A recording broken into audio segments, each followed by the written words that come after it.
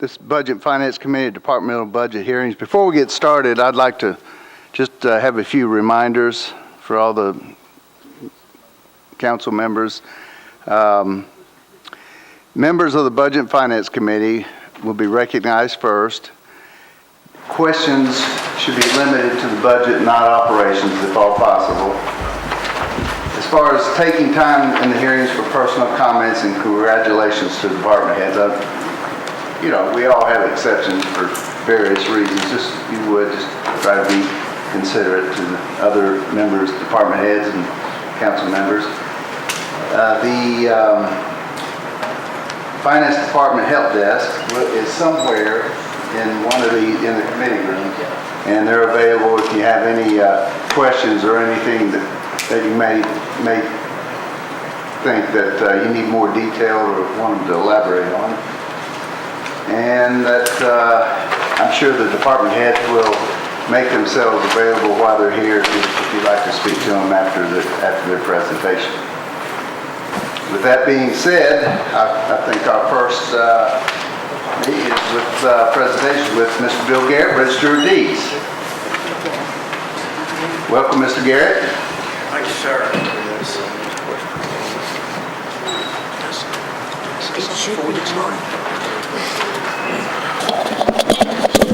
Councilman Tiger. I want to welcome back the B team. Talia did a great job last week, and it's good to have the B team back in the office. I think there's another presentation. Since I missed a couple budget hearings, I want to contribute part of my salary. How you doing? Yeah, good to see you.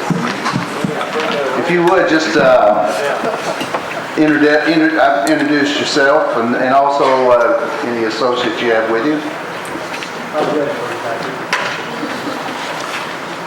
Thank you, Mr. Chairman. Ladies and gentlemen, my name is this not on? It's on. Just pull it to you there. Oh, okay. Just better. Thank you for having me today. My name is Bill Garrett, and I'm the Register of Deeds, and this is my assistant, Connie Brookshire. Test.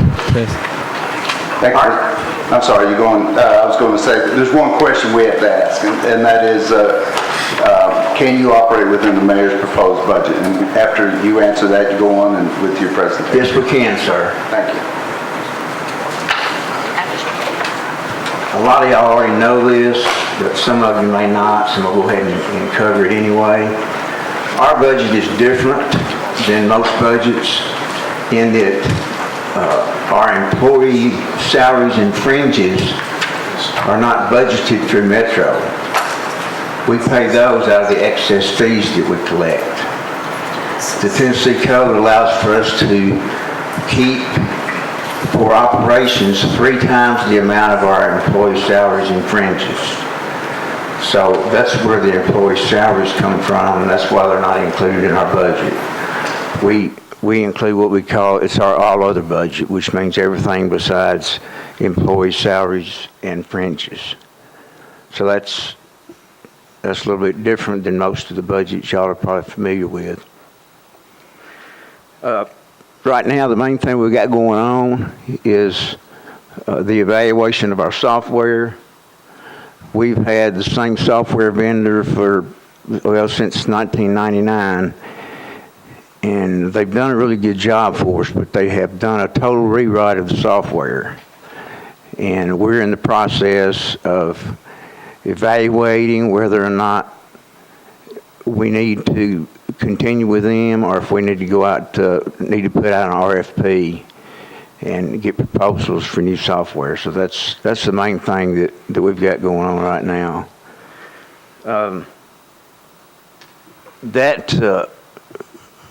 That upgrade to our software, though, is not going to cost the taxpayers any more money, because we have money in our technology fund that's going to cover that.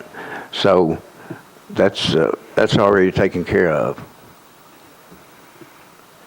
We're trying to increase all the time, increase e-recording, electronic recording, meaning that customers are recording the documents over the internet without coming into the office. We've got that up to about 35 to 40% up from last year. Last year this time was about 20 to 25%. So we're making a push to try to increase that all the time. And we've got a meeting in June that is going to be another kind of a promo for e-recording, because we have a law change in August that is going to impose penalties on some of the lenders if they don't record documents within a certain time frame. And so we feel like that we can take advantage of this time to increase the e-recording, since the turnaround time for recording documents is going to be a lot shorter with the recording. And last but not least, I want to thank my staff. They do a super job, and I'm blessed to have one of the best staffs in the government, I think. And I get comments on a regular basis about the great job that they do in serving our clients. So Connie's certainly a part of that. So anyway, I appreciate my staff, and with that, I'll open it to any questions y'all might have. Thank you, Mr. Garrett. Councilman Glover. Thank you, Mr. Chair. I'd actually pushed my button prior to this, but I do have one. It is a comment, and I think it's budgetarily related. The audit committee had asked Mr. Garrett to come in. There were some things that were found with the audit that affected the area, and Mr. Garrett has done the work inside of his department, fixed it, and I want to tell you thank you for that, because that helps for overall Metro government. Just a question. I realize that most of the money, well, all the money comes from your charges, fees, commissions, et cetera. Why such a substantial jump in your revenues, do you think, from 14 to 16? Is because of the housing boom and just the overall boom that's happening with building in Nashville? That's kind of the assumptive that I would have to it. Yes, sir. Okay. That's true. We're up from last year, this time last year. Well, up considerably from even 14. And so, well, I know actuals, excuse me. I was looking at just the budget, the actuals. So, okay. All right. Thank you very much. Yes, sir. Councilman Taggart. Thank you, and I also deal with this department on a regular basis, and he does have a great staff. A couple quick questions. Your notation, you have 27 employees. On our classification detail, it shows 31 employees. What's the discrepancy or difference there? Your questionnaire. Where's the 31? Your questionnaire, okay. Your questionnaire to Councilman Pridemore lists 27 employees. The next page that breaks down the male and female, black, white, Asian, and others shows 31 positions. 31's inaccurate. I don't know where that figure came from. Human Resources provided that. HR shows, how could they show 31 if he only has 27? I'm not sure why that you were given 31, but we don't have 31. We had. I'll give you this 27 copy employees. on the way out, and we'll try to get to the bottom of that. What's the justification for the Christmas bonus? Just a good job.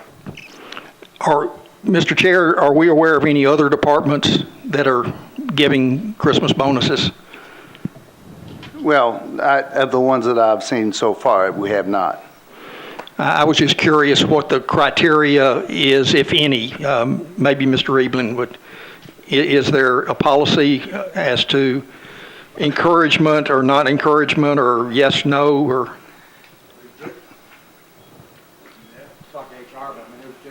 Hold on one second. You know, I don't know, I'm not familiar with any general metro government department that gives bonuses. Elected officials obviously are treated a little differently, and they have obviously have more discretion based on their department, their spending, and how they operate. And I have no problem with it, but I don't want one department of government to feel like they're slighted in behalf of another department, and maybe the salary discrepancies, I don't have a clue. I'm not familiar with any in the general government other than elected officials. Okay, thank you. Thank you, Councilman Taggart. Mr. Garrett, seeing no others in the queue, we certainly appreciate you coming here this evening and making your presentation. Thank you, Mr. Chairman. Appreciate y'all having me.